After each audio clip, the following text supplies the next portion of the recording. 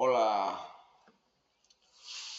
Bueno, hoy vamos a iniciar el primero de una serie de videos para tocar temas que se quieren ignorar. Y el primero que vamos a tocar es la discriminación en Bolivia.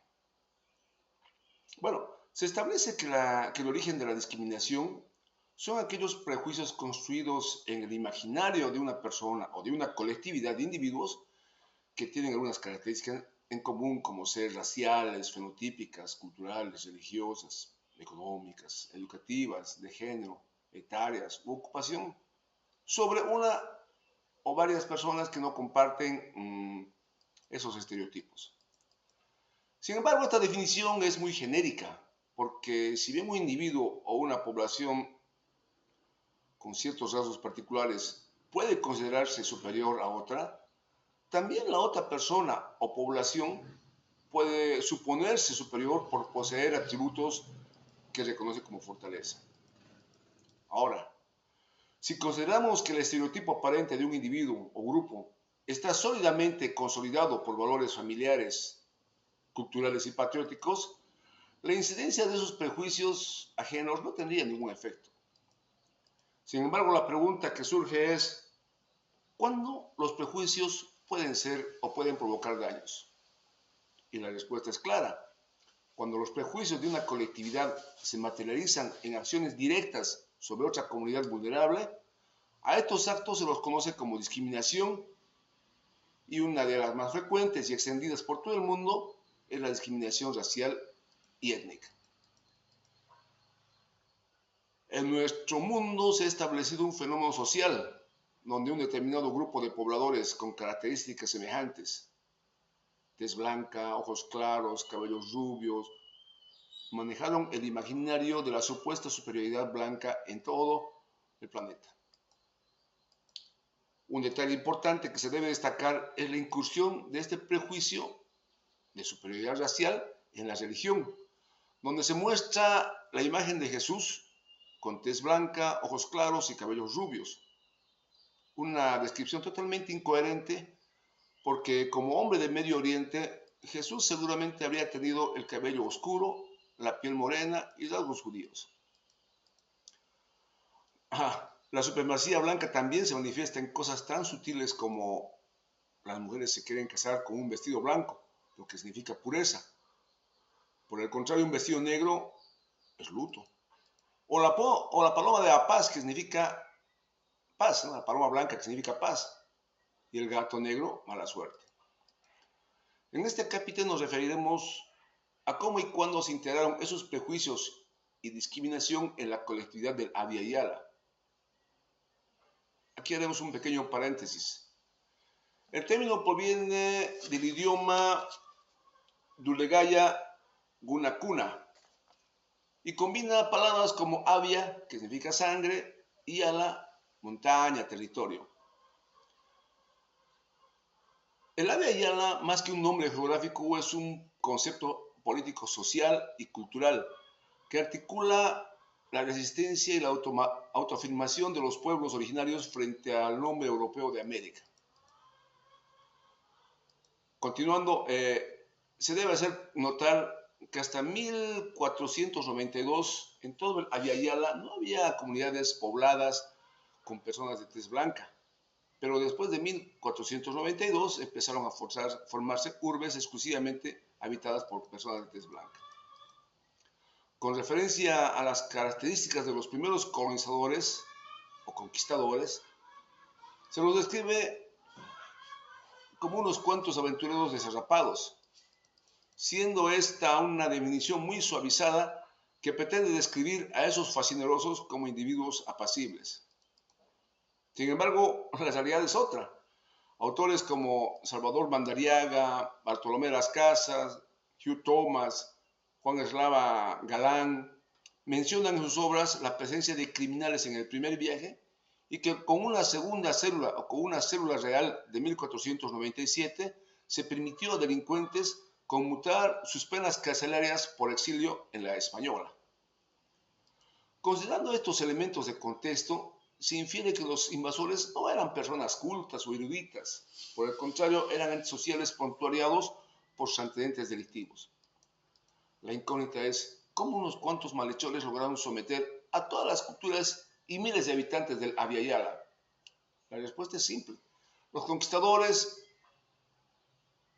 llegaron con la cruz y la espada, donde la espada representaba la violencia y la fuerza militar, y la cruz simboliza la evangelización y legitimación religiosa de la barbarie y crueldad de los invasores. Este formato de intervención siguió un mismo patrón en todos los continentes. Por eso, Jomo Kenyatta, que fue un líder de la independencia y primer presidente de Kenia, dijo: cuando los misioneros llegaron al África, ellos tenían la Biblia y nosotros teníamos la tierra. Nos dijeron, oremos. Cerramos los ojos y cuando los abrimos, nosotros teníamos la Biblia y ellos tenían la tierra. Otra interrogante es, ¿por qué no se resistieron los habitantes del Abya Yala en las primeras etapas de colonización? Algunos autores señalan que la resistencia inicial se vio obstaculizada por la sorpresa táctica, por el uso de caballos, armaduras de metal y armas de fuego, elementos totalmente desconocidos en la región, y otros indican que miles de indígenas apoyaron a los conquistadores sobre pretexto de liberarse de los imperios locales.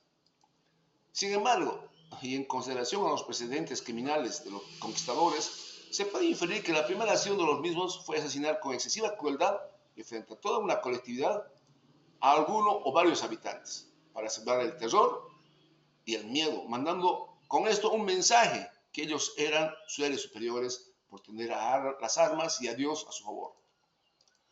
Esta barbarie no ha sido un hecho aislado, porque se replicaron en muchas oportunidades para contener levantamientos posteriores que generaron los originarios.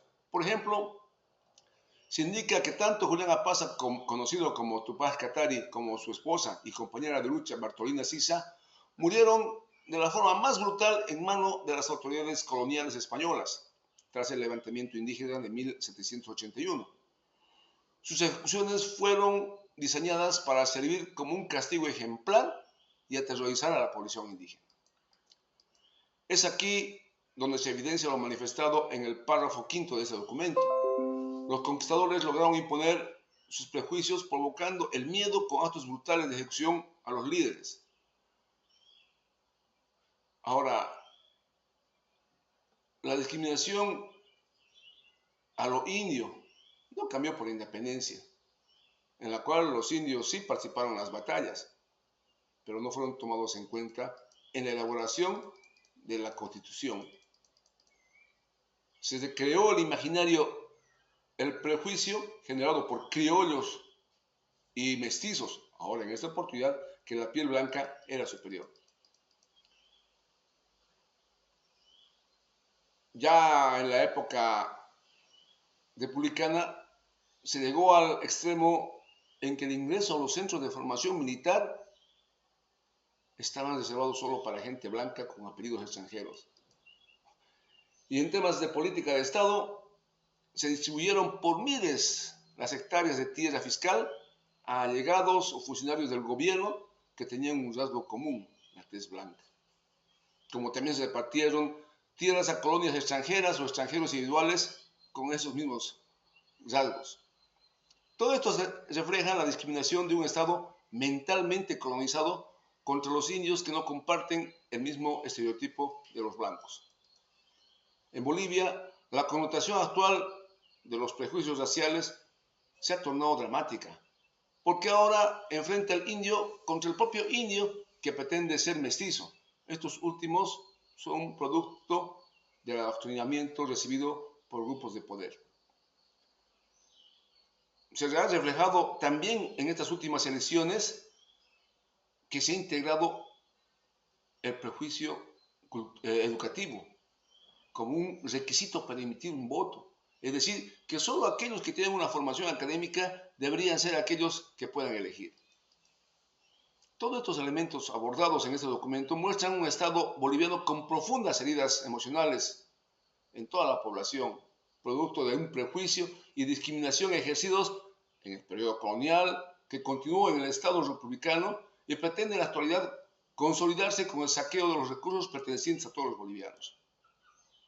Esto obviamente con ayuda de otros bolivianos desplazados que rechazan sus orígenes.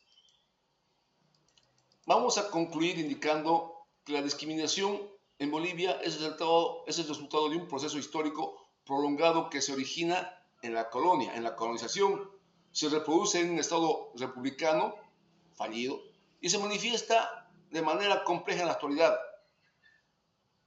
Superar estas desigualdades requiere no solo marcos normativos, sino también procesos sostenidos de descolonización mental y de conocimiento de la identidad y justicia social.